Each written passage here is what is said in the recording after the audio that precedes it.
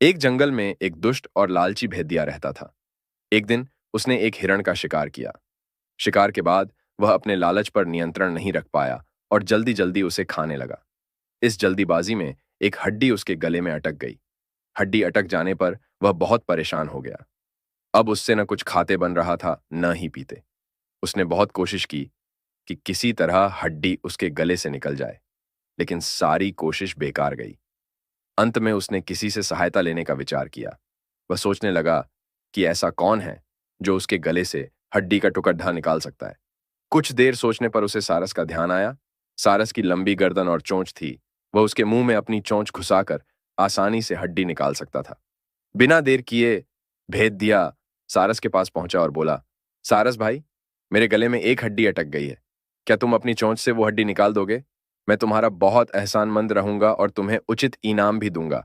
सारस पहले तो भेदिए के मुंह में अपनी चोंच डालने से डरा, लेकिन बाद में उसे भेदिए पर दया आ गया और वह तैयार हो गया।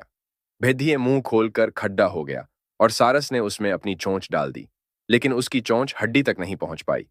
तब उसे अपनी आधी गर्दन भी भेदिए के मुंह में घुसानी पड़ी। सारस की गर्दन मुंह में जाते ही लालची भेदिए के मन में लालच जागने लगा। सोचने लगा कि यदि मैं इसकी लजीज गर्दन को चबा पाता तो मजा आ जाता, लेकिन उस समय उसे अपने गले में फंसी हड्डी निकलवानी थी, इसलिए वह मन मार कर रह गया। कुछ ही देर में सारस ने उसके गले से हड्डी निकाल दी।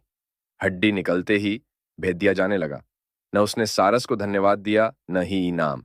सारस ने उसे रोककर कहा, मेरा इनाम कहाँ है?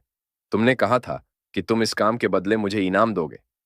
भेदिया बोला, एक भेदिए के मुंह में अपनी गर्दन डालकर भी तुम सही सलामत हो, क्या यह तुम्हारा इनाम नहीं है? इतना कहकर भेदिया चला गया और सारस मुंह लटकाकर खटढाला रह गया। सीख, लालची और दुष्ट व्यक्ति से कभी कृतज्ञता या पुरस्कार की अपेक्षा नहीं करनी चाहिए।